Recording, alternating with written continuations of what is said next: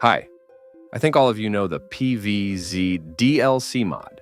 It's one of the most popular and genuinely high-quality mods out there. As you can probably guess from the name, its main idea is that it adds extra content to the game in the form of new levels, zombies, plants, and mechanics. And recently I had an idea. What if I try to beat the DLC mod without sunflowers? Is it even possible? No one has done this before, at least I couldn't find anything like that. So I decided to do it myself. The rules of the challenge are simple. I can't use sunflowers or any other sun-producing plants. Okay, I won't drag this out. Like the video, subscribe to the channel, get comfortable, and let's begin. The last time I played this mod was about a year ago. Back then I made a review of it, and as far as I know, a lot of interesting stuff has been added since then, so now I'll see all of that for the first time. Right away, the game offers us to jump straight to level 5 to 9, and I'm not going to refuse that offer, because I really don't feel like replaying the vanilla levels. However, level 5 to 9 still has to be beaten, and since the challenge is already active, I have to do it by the rules, without sunflowers. I didn't manage to beat it on the first try. Even though we skipped ahead to 5 to 9, no one bought us extra slots, and on top of that, the level itself is far from easy. I completely ruined my first attempt, so I had to go to the shop and buy extra slots and roof cleaners. The second attempt was definitely better, but I still couldn't beat the level, even though I survived until the final wave. Only on the third attempt did I manage to clear it. In total, I spent about 20 minutes on it, and the actual mod levels hadn't even started yet. The 10th level on this location isn't the same as in the original game. It's a regular conveyor level instead of a boss fight, and since there are no sunflowers here anyway, I beat it without any problems. And here we are, the first actual mod location. This is the night roof, which in my opinion would look perfectly fine in the original game, not just as a boss fight, but as a full standalone location. Here, we're given the Puff Shroom Launcher, which will be our main plant for this area. There's also a very interesting mechanic here, the Blood Moon. Periodically, the moon turns red, causing zombies to move faster and eat plants more quickly. Honestly, it's a really unpleasant mechanic. We're also introduced to the vampire zombie, and I really don't like this guy.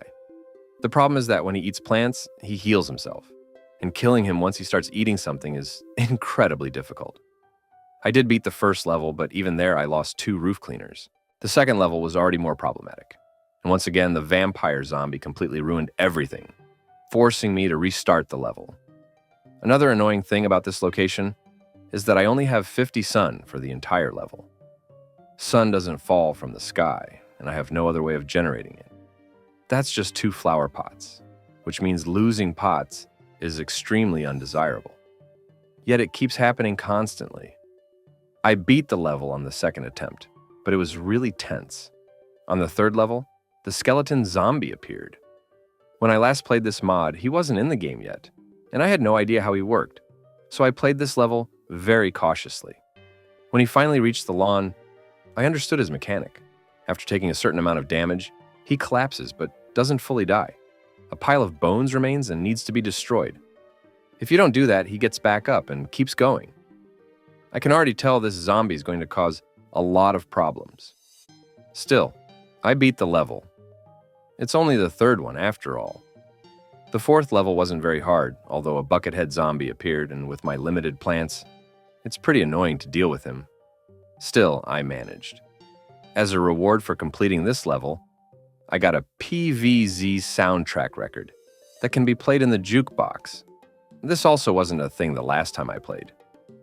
The 5th level is an interesting mini-game featuring a garlic in a flower pot airplane that you can move to any tile. All the zombies here are vampires, and the mechanic is that they die when they eat garlic. You need to move it around, so they bite it and die. It's a really fun and also very easy mini-game. On the 6th level, the Scarecrow zombie appeared. His mechanic is that when he spawns, he summons crows that eat any plant incredibly fast. To counter him, You're supposed to use electric reed, but in this challenge, that's impossible.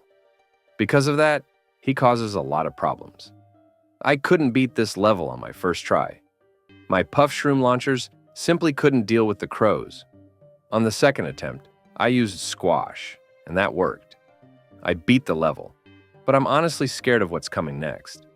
The seventh level was probably the hardest one on this location. Here, the scarecrow zombie is joined by the vampire zombie, a duo I was afraid of the most, and for good reason. The main source of difficulty was definitely the scarecrow zombie.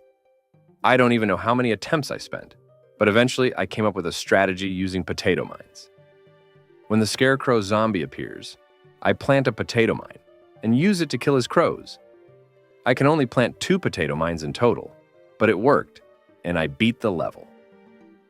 On the 8th level, a phantom knight appeared. This is a very strong zombie with as much HP as a gargantuar.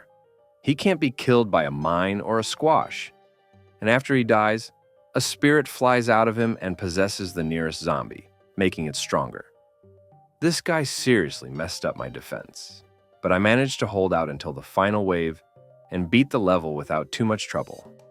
I was afraid of the 9th level, and rightfully so. Almost all of the most annoying zombies from this location appear here. But surprisingly, I beat it on my first try and without major issues. I guess I just got lucky and I'm not complaining.